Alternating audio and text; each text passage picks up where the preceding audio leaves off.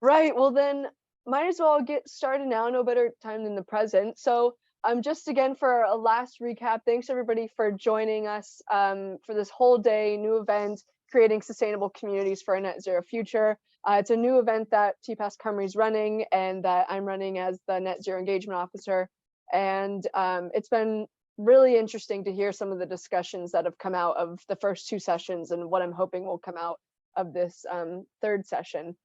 So let me just, there we go. I just also wanted to say thanks to Sarah again for sponsoring this event. They made it possible for us to offer the event free of charge to tenants, which is great, and just getting more people aware of some of these different topics and getting the information spread. So thank you, Sarah. And so now for our final session of the day, I'm really excited to see this one. It's the reality of electric vehicles in Wales. And I'm happy to introduce Neil, who I'm hoping will share a little bit about his background, who he is, and give a brief introduction. And so this session was really just inspired by, we hear about Wales going more sustainable, more green, and oftentimes electric vehicles come into the discussion. So even though it's great to talk about it, I was really curious and asked Neil to show more of what has been done in this area and where he has seen success and where Wales will be going in the future with this. So without further ado, I'll kick it off to you, Neil, to just give an introduction and then followed by a presentation. Thanks, that's really kind, Hannah. And hello, everyone. And I can take questions in Welsh or English, whoever wants to ask what. I'm going to share screen if that's okay, so I can put some pictures up. Yeah. See, I'm going to look at my ugly mug throughout the time.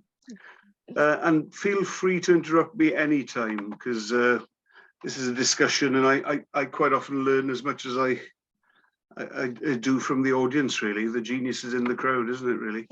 So let me know when I'm talking nonsense and I'll be happy to have the discussion. Perfect. Yeah, so this is me. I am a local lad. I'm from Carmarthenshire originally, went to school in Llandilo, and I qualified as a dentist in Leeds in the 80s. But I was always an environmentalist. But in the 80s, you couldn't imagine making a career from reducing carbon emissions, could you really? Or protecting nature. So I did a master's degree in environmental architecture and carbon reduction in 2008, 2010. And obviously, when I found out about the science of it all, I thought I better give up the old dentistry and do something about it if I could. So that's what I've been doing for the last 12 years or so.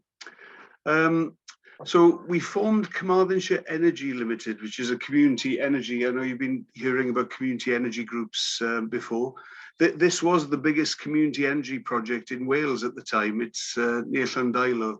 It's a 500 kilowatt Enercon turbine, much better looking than the EWTs. I think it's a nice machine. And it's been generating electricity now for about 7 years. So it costs 1.7 million to build. And we did 3 share offers. And so we have like 200 members. They get 5% per annum on their investment. And but we distribute about £30,000 to the community every year up to now, but that's increasing quite quickly now because we pay off about 5% of what we owe every year as well. So obviously our debt levels are decreasing, so we have a greater profit margin. So we do lots of school visits, university visits. We put solar panels on community buildings. We're very keen on energy efficiency. So we help sponsor Care and Repair Carmarthenshire and Carmarthen together to do energy efficiency measures in people's homes to try and lower their dreadful electricity bills as it is. We've been trying to work with the council, but I'm sure some of you may work for the council, but I'm now a county councillor as well. And it's always challenging getting things to change, isn't it, within local authorities. That was my children's primary school. We put 10 kilowatt of PV on that school. So that was a while ago. But during all this work about energy efficiency and renewable energy, needless to say, we as a group, we got into electric cars as well. So I thought I was an early adopter, but I may even have been an innovator when you look at the stages are innovator, early adopter, early mainstream, late mainstream, and then laggards. So I think I was on the first stage, really, the innovator. I didn't feel like an innovator. So that was my first car. It was a Citroen C0, had a tiny little battery, 14 kilowatt hour battery.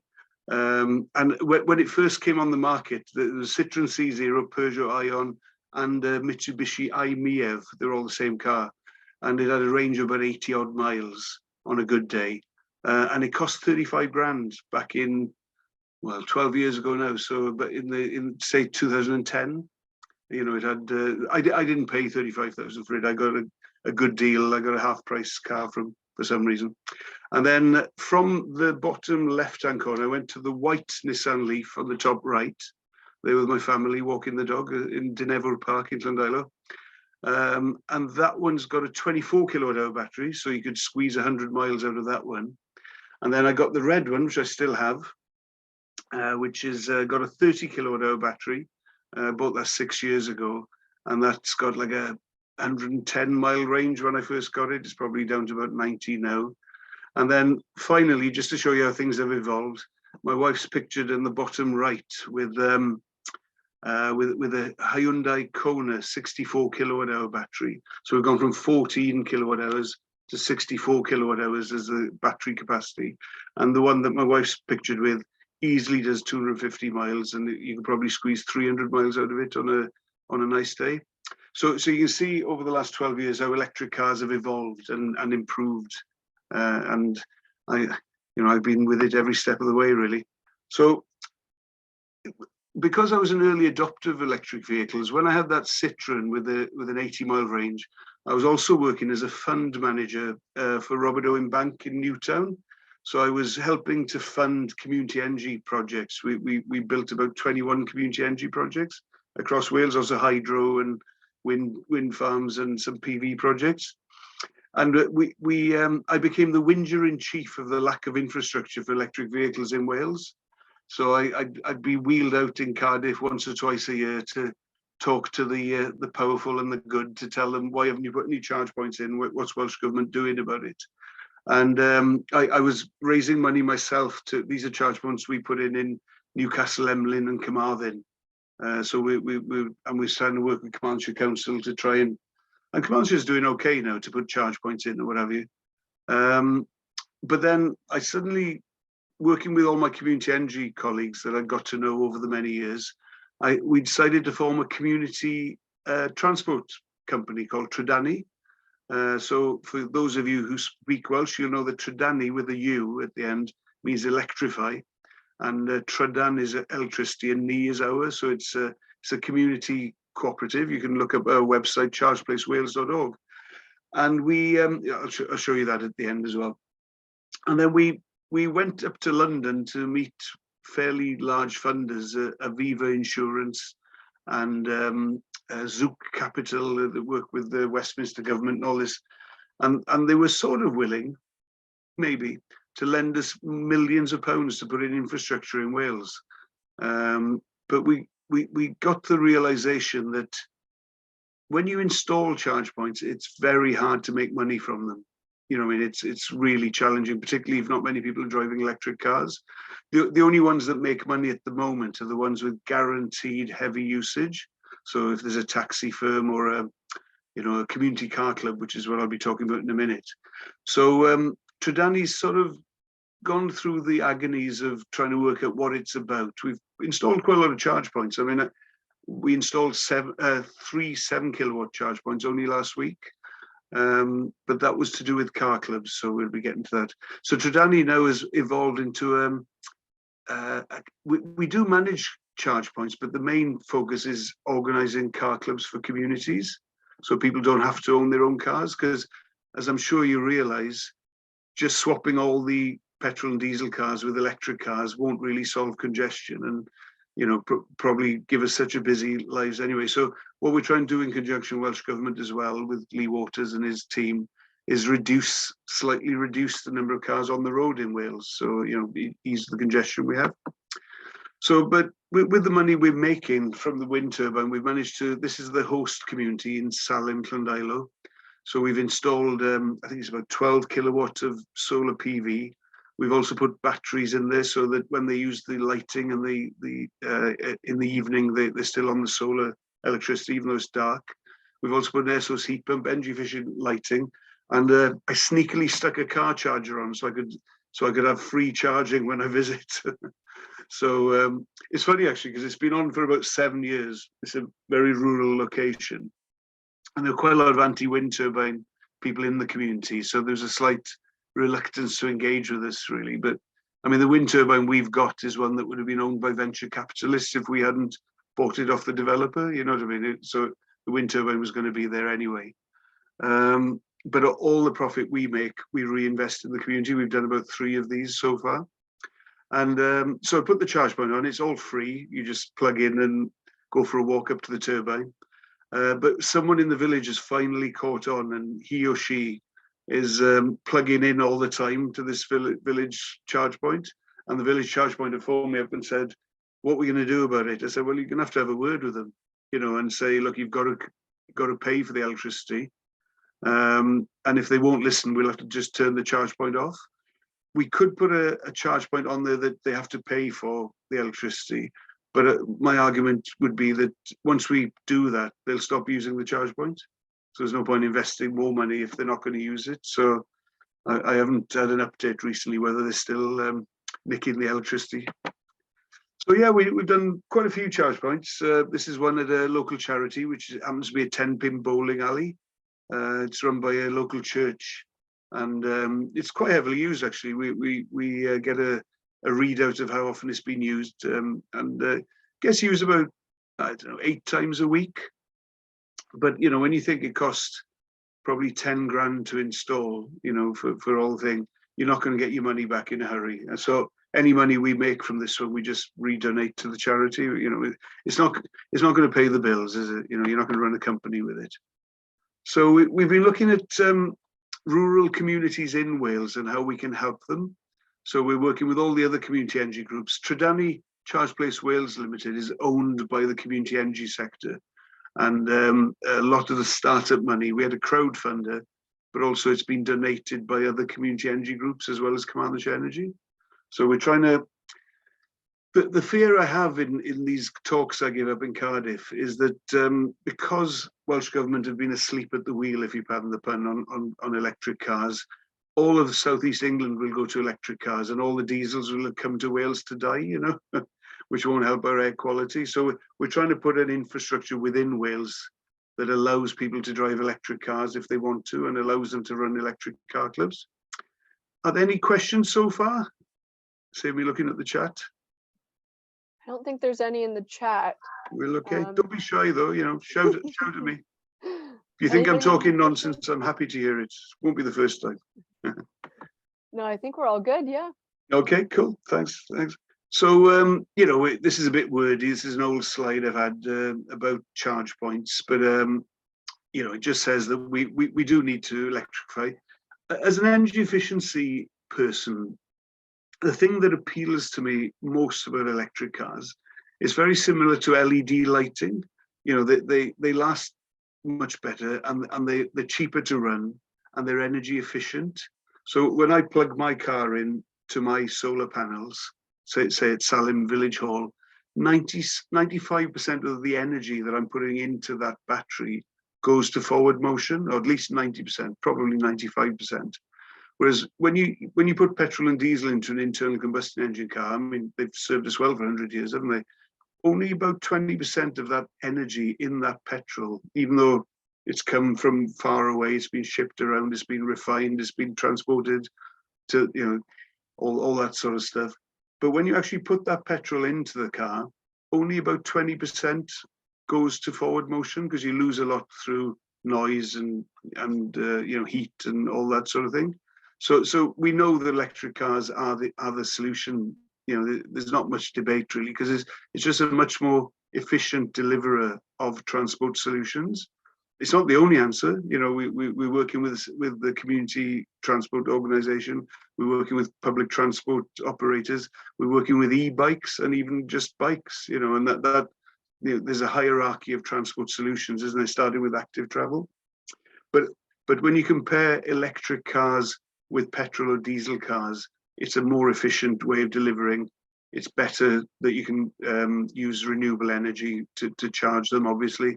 And also you haven't got the emissions that you have with petrol and diesel, obviously. Though obviously there's always studies that will try and argue that point. So yeah, so we're developing car clubs. So my job 3 days a week now is working with Community Energy Wales to develop car clubs. So we're installing lots of charge points. We haven't got a lot of money. We've been funded by Big Lottery to develop 6 car clubs, but we've only got £5,000 to per location to install the charge points.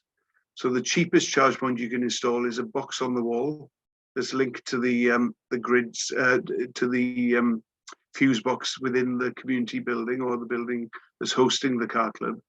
And we installed one of those last week, and it cost us, with the payment system, card reading system, it cost us about £1,400 to install. Whereas the post, you can see a post there with 2 sockets on, that would cost more like £4,000 or £5,000 to install. With a card reading system. We've installed a post recently in one of the local secondary schools, and I think that in the end cost us even more. It was like about not far off £10,000 to install, so it wasn't cheap. We're trying to encourage the school to get the teachers to drive electric vehicles and even get electric minibuses to transport the kids. So yeah, we've done all right. We've been 10 years at it, and charge points are cropping up everywhere. You got those on the top left at Tenby. So if you pop down for an ice cream, you can have a charge while you're doing it. And then my son was at Coventry Uni, and those are the on-street charge points that you can get in Coventry. In that case, you see my car's been with me. It's done 60,000 miles now, and it's been going strong. So yeah.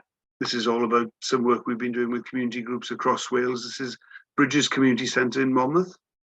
Our colleagues at Gwent Energy, big contributors towards Trydani. They've been putting charge points in at Bridges for, must be about 8 years now. And they've tried everything. They've tried keys, they've tried tokens, they've tried card reading machines. And so they've been at the forefront of developing charge points for communities throughout Wales for quite a while. The reason I put this messy slide up is that when I was charging at Newcastle Emlyn not so long ago, well, it might have been a few years ago now, pre-COVID, I suppose, I was reading the bus timetables, your time to kill, once you've drunk your coffee. And obviously they're bilingual, which is great, but they're very confusing, aren't they? So it made me realize that if you do live in a rural location and you do have a hospital appointment, or you need a blood test or a doctor's appointment or whatever it might be, it's very unusual if you can get a bus that will take you there and take you back in an efficient way, really. So, whilst community transport has a great role to play, and we're trying to coordinate with them, this is where our car clubs can come in handy. You can get people to share the vehicle. While Mrs. Jones is going for a blood test, Mr. Jones can go shopping or whatever it might be, and neighbours working with neighbours. So I think, I gave evidence to the Senedd a couple of weeks ago to their community, what are they, the Climate Change Committee, with Llyr Griffiths in the chair. And when I mentioned car clubs 4 or 5 years ago, one of the politicians who was on it both times said, that's never going to happen. People aren't going to be willing to share their vehicles and all that. And, she may have had a point 4 years ago. But this year, when I gave the evidence, she was very enthusiastic. She followed me out of the Senedd afterwards, asking me to keep in touch and to work with her to develop car clubs with her community. So there's a gentle change to acceptance that one day shared ownership of electric vehicles might be a solution. It's a great money saver for someone who's running an old diesel and struggling to get it through the MOT every year. It might be a really convenient thing to do. And they're great to drive as well, which is helpful. So we've been working with the community transport in Llandyssil, and we put in a charge point for them and help them develop an electric minibus with the wheelchair access. Very expensive vehicles. They've been adapted to allow wheelchair access at the back. I think they cost like £45,000. So, but there's quite a few of them cropping up around the place. And this was a launch of a car club up in Abergynolwyn, up in near, not far from Dolgellau, between Dolgellau and Machynlleth. And we opened a car club on the Saturday in Bethesda, and then we did the same thing with the same cars in Abergynolwyn on the Sunday. But it was really well received. You know, a lot of people were enthusiastic. But COVID hit about a year after this was launched, so we've obviously been struggling. These cars were used actually during the COVID crisis to deliver Meals on Wheels and what have you, and medical help and prescriptions and things. So they did have a role to play. But it's an asset for the community, isn't it? It's you know, you have the charge point, you have the there's a cafe there obviously, so people using the charge point would use the cafe, and obviously you've got the vehicle to help people who haven't got transport solutions. This is an old slide. We won't dwell on this too much, but we do help. We employ local installers. We find a local installer, and then we maintain the charge points and make sure that they're functioning and can help people if they have any problems. So yeah, that was a quick run through what we're trying to do. I didn't have many slides there on the car clubs. We have £500,000 of big lottery funding through Community Energy Wales. And we're developing 6 sites with 2 vehicles at each site. And we're buying the vehicles through Robert Owen Bank, who I used to work with. So over 5 years, the communities will eventually own the vehicles and own the charge points. So obviously the way of making money becomes more obvious then once you own the vehicles. And we've developed some software with a European cooperative called it could be worth you looking it up, called the Mobility Factory, TMF, the Mobility Factory. And it's really clever software, and basically you book the car on your smartphone or on your laptop, and you book it out for an hour, 2, 5 hours, whatever you need, a couple of days if you need it. And what they're finding in Europe, in Belgium, Netherlands, Spain and various other places, the people using the car clubs have reduced their annual mileage from, you know, whatever the average is, 12,000 these days, down to 3,000-4,000. So they're using it very smartly, and they're saving many thousands of pounds by not owning their own vehicle. So yeah, you know, we're on a pilot project at the moment. We're developing 6 community car clubs with 2 vehicles at each, as I mentioned. And then at the end of the 2 years, we'll have to sit back and think, is this financially viable? Which Lee Waters said to me a few years ago. He said he wants a car club in every community in Wales. And I said, well, you can't say that, can you? Because we can't afford it. But if we can make these financially viable, as a cooperative, we only want them to break even. You know, we want them to wipe their face. We're not looking to make any money. Any money we do make will be reinvested in the project, obviously. So yeah, that's what we're up to as Trydani. And as I say, there's a website, chargeplacewales.org. There's if you go on Community Energy Wales's website, there's a car club section.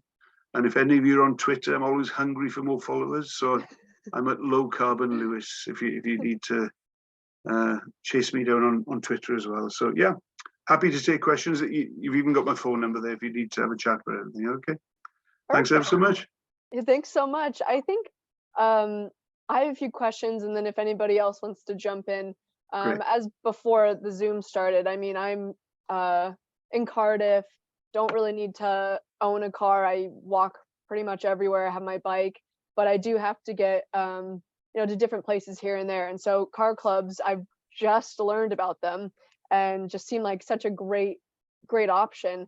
I guess in terms of like user experience, do you have any information on like affordability, what it looks like for users? I mean, when I heard of car clubs, it just seems like, why is there not more? I guess like, it just sounds like an amazing idea. Yeah, I mean, as I say, with the hierarchy of transport, as we all know, the best thing is to walk or to cycle or to use an e-bike and, you know, public transport and community transport. But if you need to have a car, if you have to use a car, then you know, these cars, we're buying them at about £20,000 and we're paying them off over 5 years. So our monthly outlay for the cars is about £350 a month. So we're trying to just cover that, and we're putting in the telemetry. we're painting the cars with our phone number and use the car club type advertising. And then obviously you have to have coordinators or staff members to run the car club, to make sure that the car's in a decent state, that it's clean, that it's functioning, that it's well maintained, obviously, that it hasn't got bald tires and that sort of thing. So there are overheads, so we're keeping it as cheap as we can. But it works out, I think what we're looking to charge, because we're only just getting into it now, is there's a £3 a month joining fee. You've got to be a member of the car club. It's not like a car hire. And then when you use the car, I think it's only about £1 an hour to use, but then you pay for the mileage on top of that. So if you were to do a 40-mile journey over 2 hours, I think it works out as something like £20. Something like, you can have a look at our website. And then if we find that it's too expensive, that we can't, that we're making money, we'd reduce those overhead, we'd reduce that cost. So it's as cheap as it can be for running a £20,000 electric vehicle. Yeah, definitely. And I suppose then, like, as you've said, kind of being a pioneer in the EV journey in Wales, what do you think, in your opinion, has been the hardest, I guess, challenge of getting people converted on the side of EV? What do you think is the hardest thing that Wales is facing towards implementing this in a wider range in the future? Yeah, the right-wing press have been very they spread a lot of misinformation. For some reason, even when LED light bulbs came out, there was a lot of misinformation. But genuinely, as someone who's done, I don't know, 150,000 miles or more in electric vehicles, once you drive one, you get it, because they're just really, really efficient. I mean, back in the days when I was a dentist, I was a bit of a petrol head, and I had like 2-seater sports cars with 0 to 60 in 6 seconds and all this sort of thing. These cars are much better. They do what says on the tin. You press on the pedal and they take you forward at the rate you want to go forward. And even my Nissan Leaf, that you could pick up now for like £5,000. The acceleration on that still, I mean, when I leave the roundabout in Carmarthen, look in my rear view mirror, and most of the cars haven't moved off yet. So I find it very strange after 12 years of driving electric cars, when everyone else is driving electric cars, because it's just very good technology and very cheap to run. And when people say about the cost of things, I genuinely don't know how people can afford to use petrol and diesel these days. I'd struggle with that. So yeah, no, they're great. It's all about the range. There's a lot of people, like one of my neighbours bought a very expensive Audi electric car, an e-tron, and he paid like £70,000 for this car. Crazy money. And he found on a cold day his range was down to like 170 miles, 160 miles. So he spent all his time worrying about whether he could get home or not. So we're buying Renault Zoes with a 200+ mile range.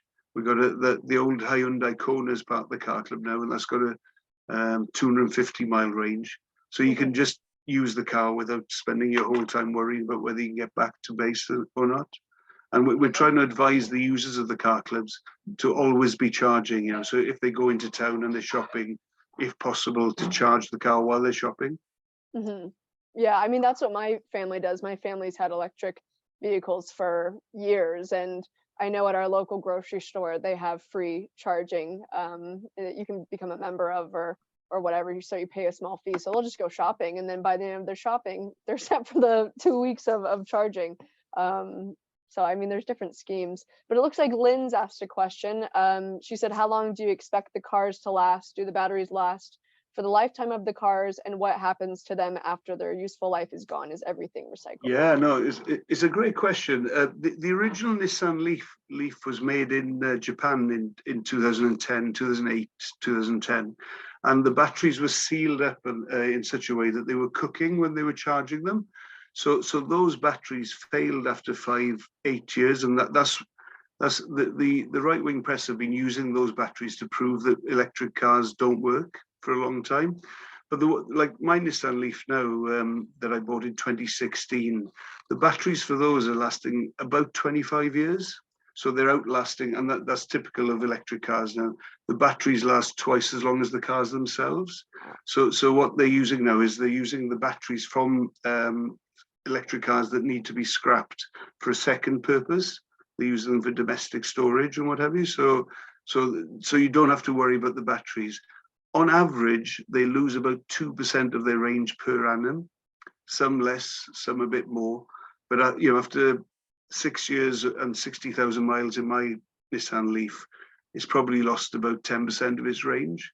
So by the time the car needs to be scrapped, I would imagine the battery then will be used for domestic storage as well. So, and then at the end of 25 years, should they last 25 years, I'm pretty confident from my research that there'll be a full recycling program going forward by then, because they'll be too valuable to throw into the landfill, as the right-wing press claims, and they'll recover a lot of the lithium, a lot of the cobalt, a lot of the elements that are within there, and just build new batteries, which is something you can't do with diesel. I can guarantee that you can't. you can't recycle diesel fumes. Right. So yeah, no, they last well. Great. And George, you have a question? Thank you. You're welcome. Yeah, my question really is about public charge points. I notice yours are all seem to be the 7 kilowatt ones, but obviously if you were on a journey, you'd want to use the CCS socket, which is a 50 kilowatt or a 150 kilowatt for charging, so you can charge a car in 20 minutes. But what I'm finding in Wales is most of the charge points don't allow you to use contactless payments. They want you to have an account, and but with them all being different, owned by different companies, you get to the car park and you find you don't have the right account for the right charge point, etc. For instance, I went to the new 36 charge points in Rill that they're boasting about, and the contactless payment wouldn't work, and I was busy filling out the account to create an account, and then the person who I went to pick up called me, and I was just halfway through putting the bank account details in the app, as it were, and anyway, when I finished talking to him, the app disappeared, and I hadn't completed filling it out. So I spent 2 hours trying to get these 36 new charge points to work, and couldn't get one of them to work. And nightmare. Yeah, I mean, you can imagine. I've done those 150,000 miles or whatever it is over the last 12 years, and I've spent a lot of time dealing with the frustrations that you're describing. Standing in the rain, trying to get an app to spin and not getting much success. So it has been very challenging. The movement now, as I'm sure you realize, is for 125 kilowatt chargers, 175 kilowatt chargers, if not faster. And all those charge points will have contactless card payment system on them. So it's just a bank card, isn't it? So it's a lot simpler. And as long as they work, as long as they're reliable, and as long as they're well invested in. I mean, those charge points, they cost hundreds of thousands of pounds to invest in. We've been dealing with a company called, you'll have heard of them, called Osprey, and which I'm a bit upset about as a Scarlets fan. But they've got very deep pockets. They're a part of a Luxembourg infrastructure investor. And they're looking at 20-year paybacks with those, but they've all got contactless card payment systems. So it minimizes the hassle. They still try and encourage you to have an account with them, and then they charge a bit less for the electricity. So he pays you money and he takes your choice. And obviously Tesla, a friend of mine's got a Tesla at the moment. And when I go with her on a journey, it's incredibly simple. You literally plug the rapid charger into the car, CCS as you describe, and it's working before you've settled what you're going to do. Can I have some sugar as well? Like a tea try. Sorry, I'm just getting low sugar, so my wife's getting me some chocolate. But type 1 diabetic. But yeah, no, they work ever so well, and so there is still frustration when a rapid charger doesn't work. But as you know now, the direction of travel, if you pardon the pun, is for number of units, because the old model was one 50 kilowatt charger owned by an oil company. We won't mention BP or Shell, shall we? Oh, too late. And they invariably didn't work. You know, there was problems with them. They were unreliable. And if there's only one, there was every chance that it could have been used by someone else, and you'd have to wait. Whereas now, if you got a bank of 12 chargers, as you do at Swansea or at Seven View Services and stuff, there's a good chance you're going to have success with using the charge point. Yeah, so it's getting better. Yeah. Well, most of the time I can, I very the car's got a range of 210 miles. Yeah. You know, it's very rarely I do more than that. So, you know, from June till August, I can charge the car for free because my solar panels on the roof produce 3 kilowatts, you know, of solar power. So during the summer months, you know, there's no charge at all for running the car. Wow. Yeah. But obviously around this time of year, you know, the solar panels don't work very well. No. There's you still get a little dribble into them. I use the granny cable, the 2 kilowatt cable to charge off the solar panels. But it's only like an hour this time of year, isn't it? At the moment, I've got a DS3 crossback E10 ultra prestige. I think it's full cycle, but I'm due to swap it out for a new model, and I think I'm going for the MG4, which is brilliant 4 kilowatt battery, and as you say, got nearly 300-mile range. So. Great value for money as well. The MGs, aren't they? You know, we're going to use the MGs, and the MG5 is outstanding. You know, the MG ZS is very good. The only reason we haven't gone down the MG route with the car clubs, because Co-Wheels were the company that we like to use. They're a community benefit society that was founded in the northeast of England, but it was an odd thing actually, because we were working with Nathaniel Car Sales, the biggest MG dealer in Wales and stuff. And in all our enthusiasm about MGs and how good they were and how good, relatively good value for money they were, MG went and bought Co-Wheels. And MG, as you know, is owned by SAIC Group in China, which is a Chinese state-owned company. So it got really complicated because the Welsh government didn't want to get involved with the Chinese state-owned. I mean, what you've probably not said about electric cars is the safety features of them. You know, when you're driving, it won't let you out of the lane. You know, steers you back in the lane if you. Incredible! And things like that, and automatic stopping if something gets in front of you. And, incredible, yeah. You know, it stops. My one locks the steering, and there's something in my blind spot I can't actually pull out to try and get in the same space. So well, the safety features with electric cars that you don't get with the petrol and diesel, or not as frequently. There's so much we could talk about, and I won't bore everyone with all the information, but the Hyundai Kona that I was driving, my wife's old car, it maintains the distance, as you say, with the car in front, stays within the lane. So you can daydream a little bit. You still have to be holding the wheel, and you still have to be paying attention, but it's much safer. And this morning, you know, my wife was leaving when it was still very cold. So you just got your app and you defrost the car, you warm the seats, you warm the steering wheel before she gets in the car.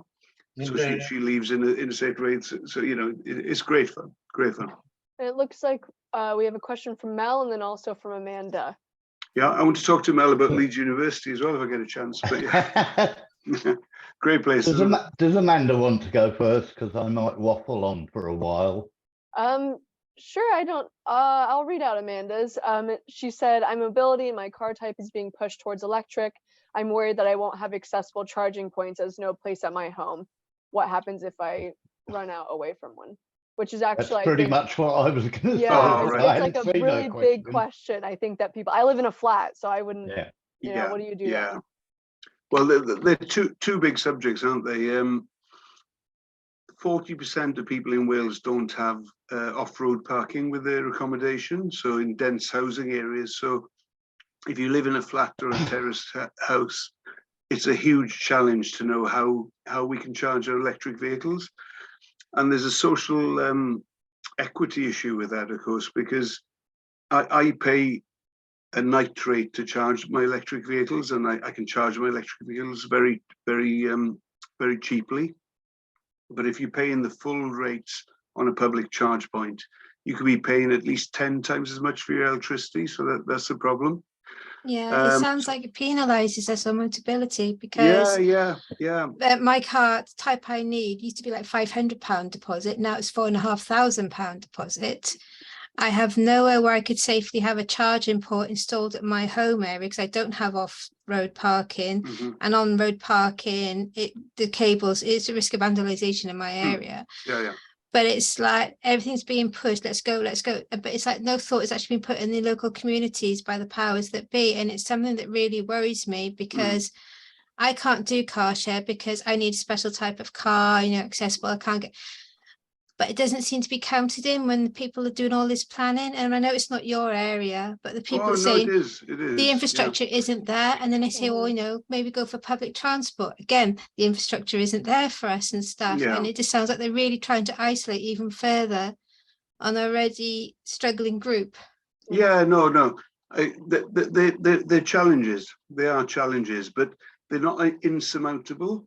If you go back to the basic side of things, the cars are far more efficient than petrol or diesel. So that's your first starting point. So in theory, if you can get it right, they're much cheaper to run and much cheaper to use. And you haven't got a petrol pump at home, you haven't got a diesel pump at home. So, we need to think how we can deal with it. So there will be solutions. There will be ways. We could carry a fuel can and get that filled up and brought back to us. And I've had that happen in the past. You can't really say, I have a spare battery pack, plug it in. Yeah. And but if you... Sorry, nobody seems to be coming up with the answers, do they? Well, no.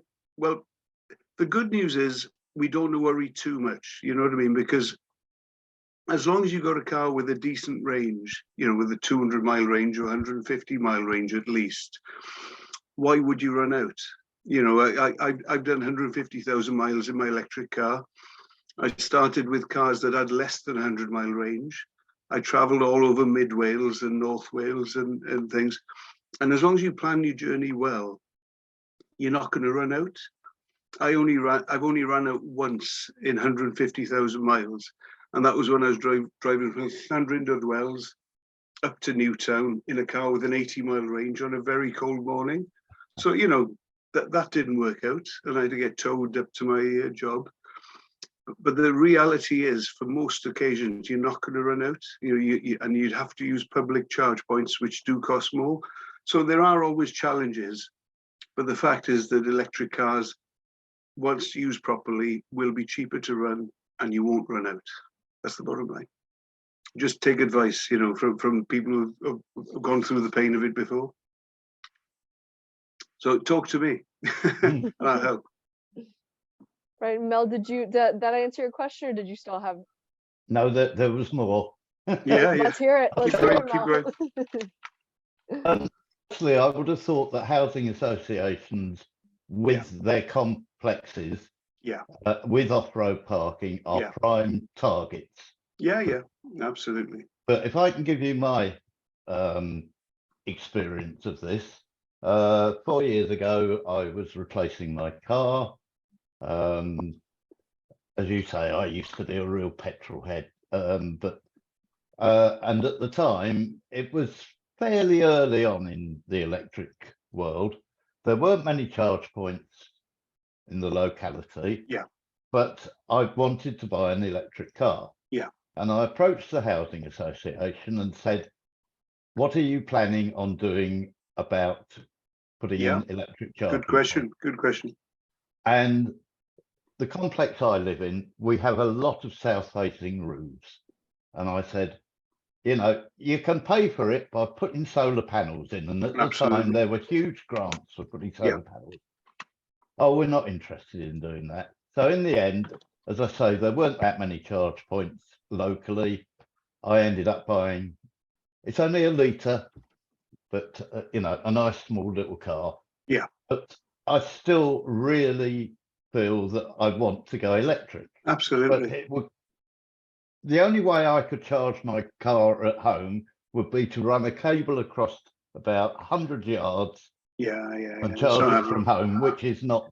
No, that's not practical. No. So that was that point. The other thing is totally peripheral to this, but I find it quite interesting. As I say, probably a bit of a petrol head in my earlier days. Loved Grand Prix racing, but when you think of the amount of damage that Grand Prix do, so I don't know. Do you watch any of the Formula E stuff? Yeah, it's annoying noise from. Oh, it's a really annoying noise, isn't it? But they're great. And the advances they've made in the last 2 or 3 years, I mean, they've gone up from 200 kilowatt hours, the maximum power, to 350. Yeah, the range is getting better. And the range is huge now. Yeah. They will swap cars. Yeah, it's absolutely incredible. And that, I think, bodes very well, because it's amazing. Their experience passed it down through the whole motor industry. Yeah, so, absolutely. Well, there's so much we could talk about. I mean, we always talk about miles per gallon, and we still talk about miles per gallon, don't we? And that's like me, with battery electric vehicles, we talk about miles per kilowatt hour. And when you look at things like the Audi e-tron or the Mercedes EQ series, we're talking about battery electric vehicles now, obviously. Or you talk about the Audi e-tron, the Mercedes, what's the other German, or the BMWs? They do 2 miles per kilowatt hour. But then other companies like Tesla, like MG, I'm trying to think of all the companies that I can think of as good examples. Kia, Hyundai, they're getting 4, if not 5 miles per kilowatt hour. So that's twice the efficiency of the petrol head companies that are trying to do electric vehicles. But what they're doing wrong, in the case of Audi e-tron and the Mercedes, is they're squeezing battery electric technology into heavy petrol cars. So it's a bit like heat pumps, it's a bit like a lot of energy efficiency things. You've got to build the vehicle around the technology, haven't you?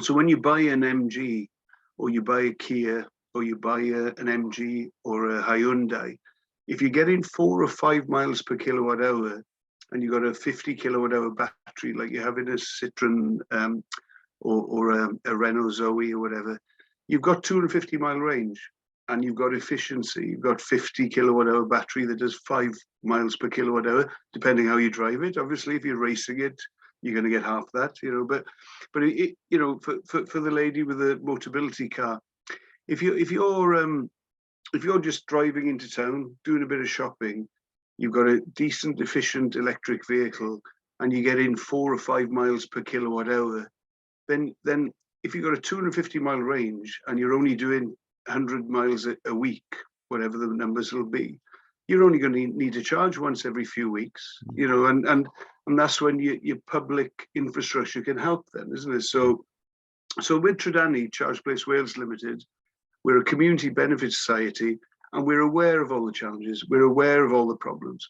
We're aware that some people don't have infrastructure on their driveway. They haven't got a driveway, they haven't got a garage. That's totally normal.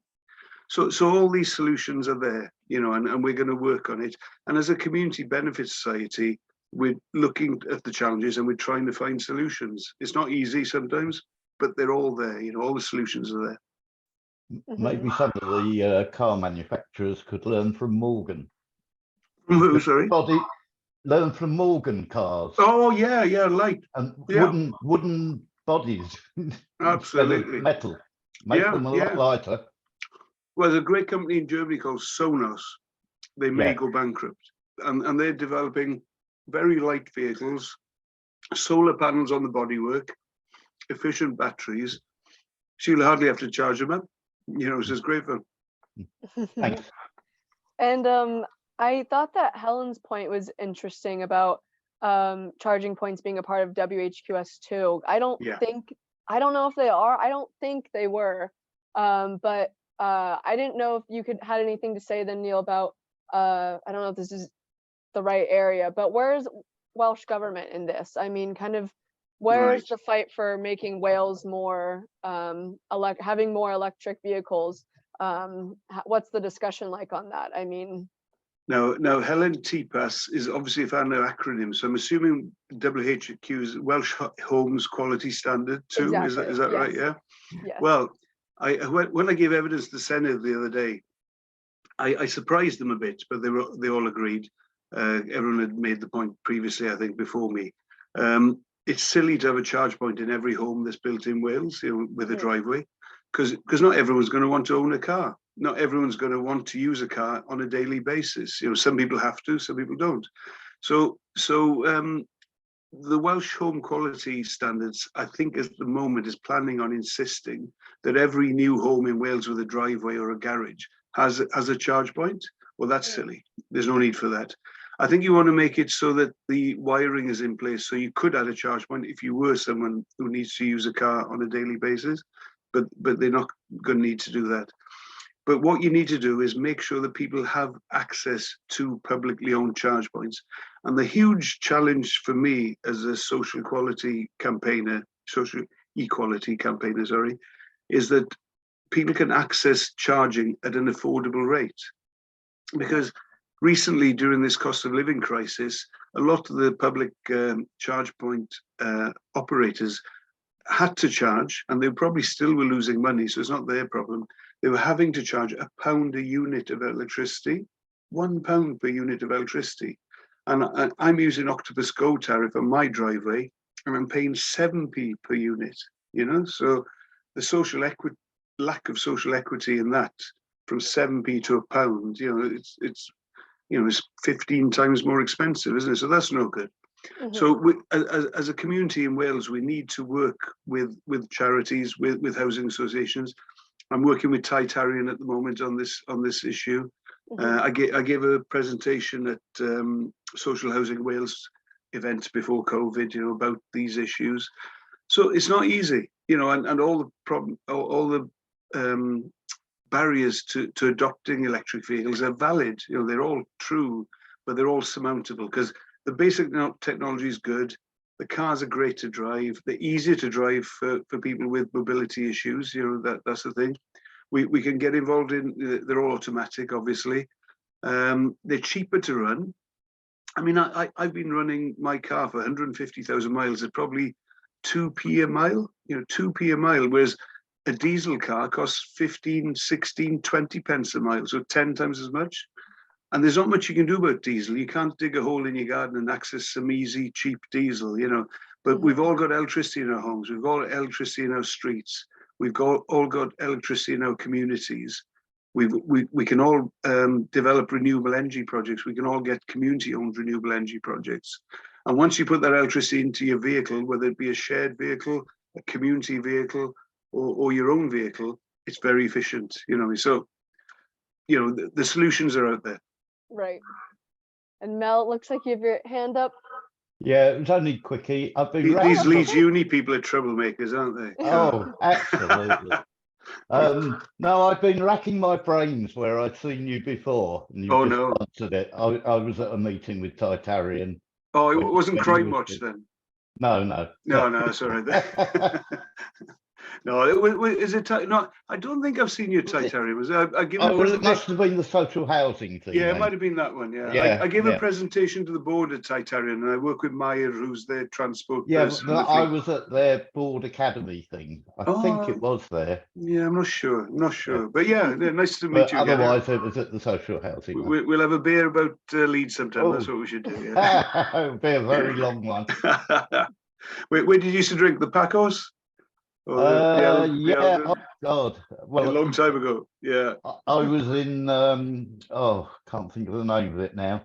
Don't worry. Devonshire Hall.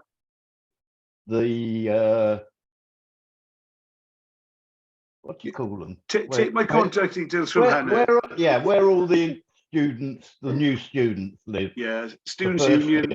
Yeah, but it was either in the Students' Union or in the bar in the Charles Morris Hall and all that. That's it. Yeah, Charlie Moe. Yeah. Sorry. Does anybody else have any other? Does anybody else have any other questions before we start to wrap up? And keep in touch, honestly, because the problems you're experiencing, I want to try and develop ideas in Wales. You know what I mean? We've got the Year of Welsh Government. They're eager to learn. We've got got the ear of the housing associations. So, you know, and genuinely now the solutions are there. Definitely. Yeah. Well, thank you so much, Neil, for oh, there we go. Robert's got his hand up. Yeah. Hi, Robert. Just pipped me in. Just at the last moment. No, what I was going to say was I run a diesel car. Yeah. But I'm looking at trying to get an electric car. Yeah. It's hard in the rural areas, but what are the cheapest electric cars out there? The cheapest brand new are MG, value for money. There's a range of MGs, so have a look at them. For second hand, which you get in the price now, the value has dropped the last 2 weeks. The second hand car value has dropped. So you can get a nice Renault Zoe with a 200-mile range for like 15, 16, 17 grand. You get an old Nissan Leaf with a 40 kilowatt hour battery with about 150-mile range for about 14 grand, 12 grand. And obviously there's a lot cheaper than that as well. You know, you get really cheap ones with a, if you can get away with a car with a 50-mile range, you pick one up for 3 grand. You know what I mean? Yeah, that's the thing though, isn't it? You know, as a pensioner, you haven't got that type of money to, you know, to throw out and change from diesel. But the running costs, you know, if you can afford to pay petrol, you can afford to buy an electric car, you know, diesel, sorry. Oh no, my diesel car, I can travel from North Wales to Maidstone on half a tank of diesel. It cost me 50 quid to fill my diesel tank. Yeah. I just done an MOT now. I've not paid anything, only MOT charges for the last 3 years. Yeah. And I've had the car 5 years and I've just put a full set of tires on it. But keep your diesel. Okay. Yeah, keep it. Yeah, don't you know, if it's working for you, you don't need to change. Yeah, that makes sense. Yeah, no, but you know, if you want an electric car, they're there for you at the price you want to pay if you ever get there, you know. Yeah. Okay. Thank you. No worries.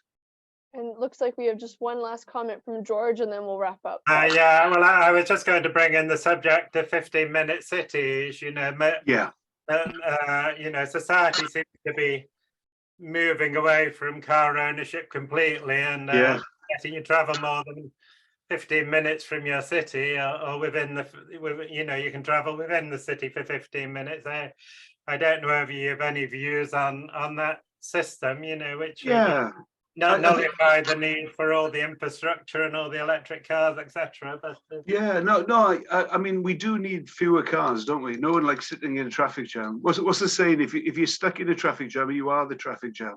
You are the traffic. And so, you know, with car clubs, I think it's early days, and we're looking at rural car clubs rather than urban. I think for urban, it's a no-brainer. I think that will come quite quickly. But for rural car clubs, I think it'll be a slow burner. Because, you know, I'm sitting here as a 60-year-old bloke. Am I prepared to get rid of my car? I don't think I am, you know, and I've got to be honest about that. You know what I'm saying? So when you get to the stage where you're willing to sell your car and share it with other people, then that's a new thing. But financially, it'll be very advantageous, you know, be very good. And good for community building as well, I suppose. Mm-hmm. So, yeah, it's all about designing our communities fit for purpose, isn't it, really? Definitely. Yeah, which I think is what the 3 sessions from today have really shown, of how hard we'll have to work together to kind of make communities that are accessible for everybody, and also help the planet a little bit. Absolutely. Well, that's the nice thing, because I'm a county councillor now, and they keep talking about the cost of zero carbon, and I'm saying it's the opposite. Mm-hmm. Like the education budget now, they're talking about a £3 million black hole. And yet they're buying electricity at 40 pence a unit. I said, well, we've got 3 wind turbines in Carmarthenshire. We'd sell you the electricity for half that if you put your mind to it. You know what I mean? And spend the money on education rather than electricity. You know, locally generated electricity. Yeah, and I think what we've also learned today is the solutions are there. Yeah, it's just about putting it into practice. Absolutely. You know? So thank you so much, Neil, for joining us today. I really appreciate it. And I will be sending out, if that's okay with you, Neil, contact your email in case anybody wants to get in contact. But for now, I think that's it from us. So if nobody else has any more questions, then I think we'll call this session to a close. So thanks everybody for coming. And yeah, have a great day. Yeah, thanks for all the questions. Really enjoyed. Thank you.